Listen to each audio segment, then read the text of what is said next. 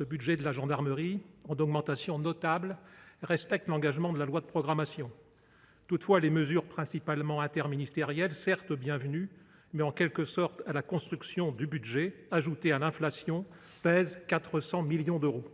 Si la progression des effectifs est bien financée, elle se paie sur d'autres postes budgétaires. Comme l'investissement immobilier, le renouvellement de la flotte des véhicules légers est en panne avec 500 véhicules, alors que 3 700 seraient nécessaires pour rajeunir le parc. Après les années favorables de 2020 à 2022, nous sommes clairement revenus à une tendance baissière qui ne pourra perdurer.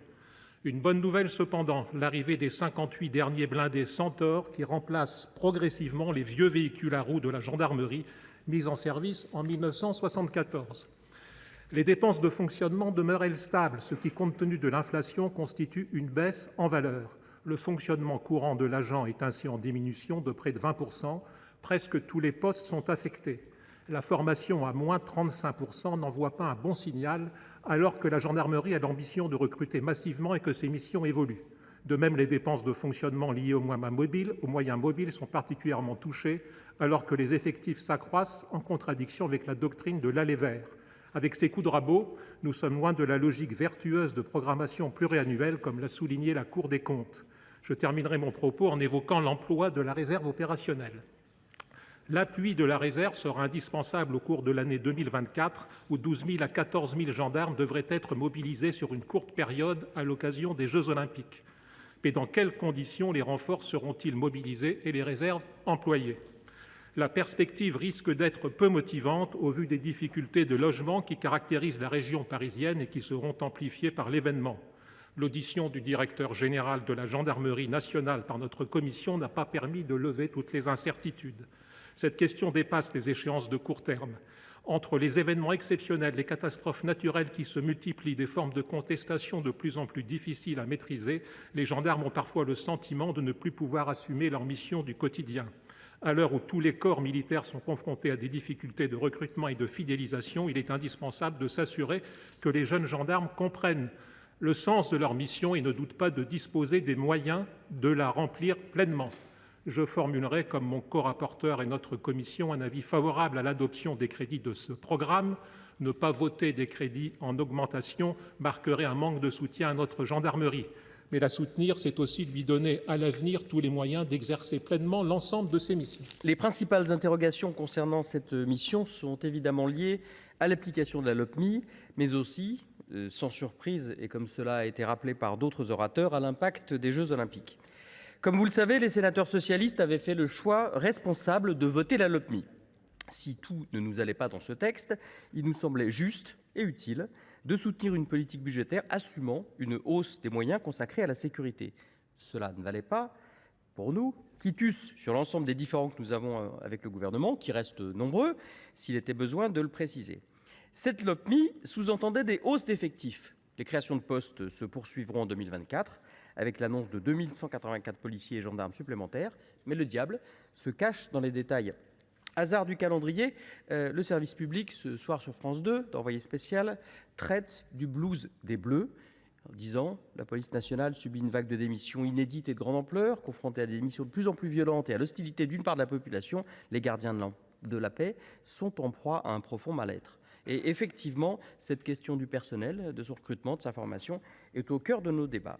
Comme le souligne la Cour des comptes dans son rapport d'exécution budgétaire du PLF 2022, publié au printemps 2023, pour répondre à l'objectif politique d'un recrutement massif de policiers et de gendarmes, les responsables de programme sont contraints de dégrader la qualité des recrutements et des formations, d'autant que les viviers de recrutement s'assèchent peu à peu. Fin de citation.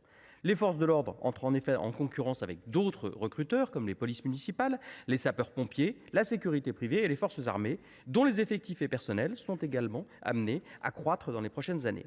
À titre d'exemple, la même Cour des comptes, dans une note de novembre 2021, relevait déjà que le taux d'admission au concours de gardien de la paix était passé de 2% en 2014 à 18% en 2020, tandis que les formations de gardiens de la paix et d'officiers avaient été raccourcies. S'agissant de la formation, justement, le projet de loi de finances soulève des interrogations sur la réalité des moyens alloués, et d'autres orateurs l'ont souligné.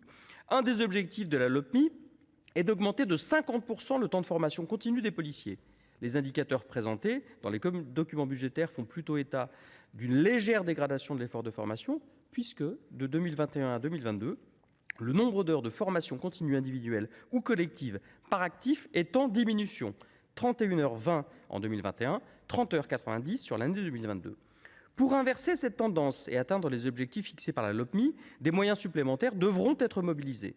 Or, les dépenses de formation du programme Police nationale sont en forte baisse, moins 31,5%, puisqu'il passe de 43,2 millions d'euros en LFI 2023 à 29,7 millions au PLF 2024. Par ailleurs, les documents budgétaires évoquent en plusieurs occasions un accroissement du nombre de formateurs sans qu'on en trouve la traduction concrète, notamment budgétaire.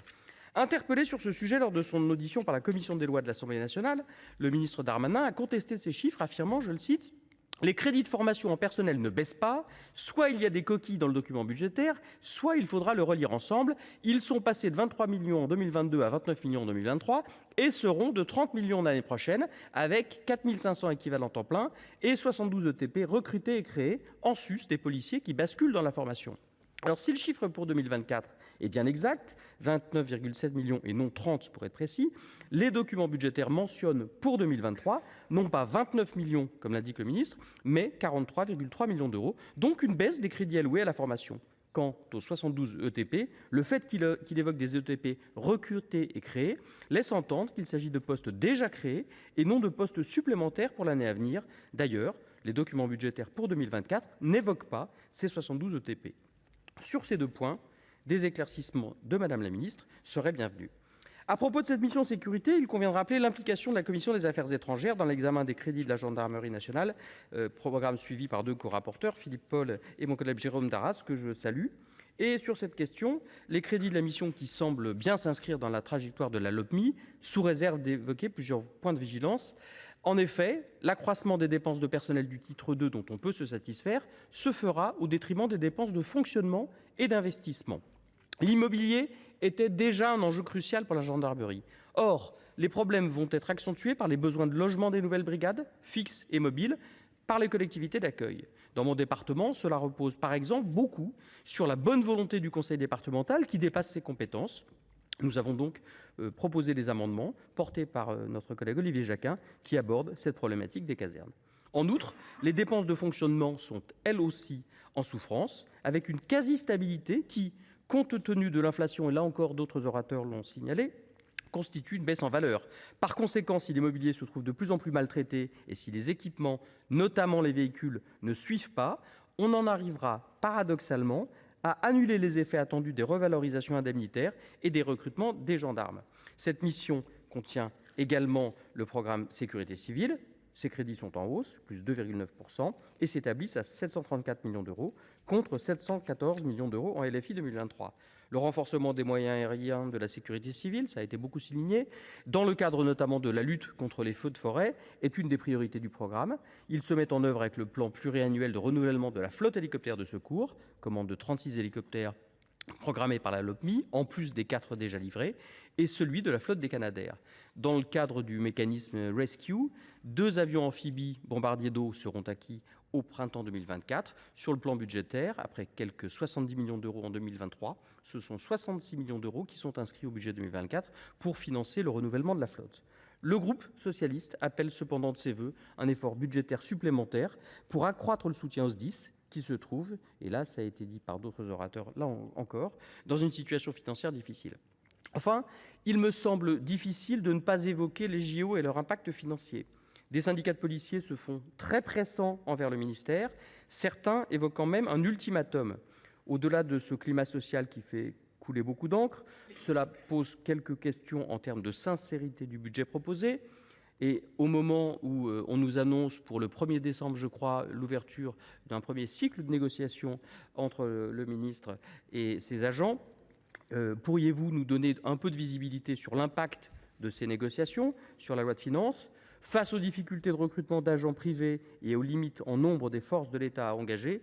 Quelles sont les pistes engagées par le gouvernement? Sur tous ces points, nous attendons d'avoir l'avis de la ministre. Le groupe socialiste, dans la cohérence de sa position sur la Lopmi, votera ces crédits malgré tout.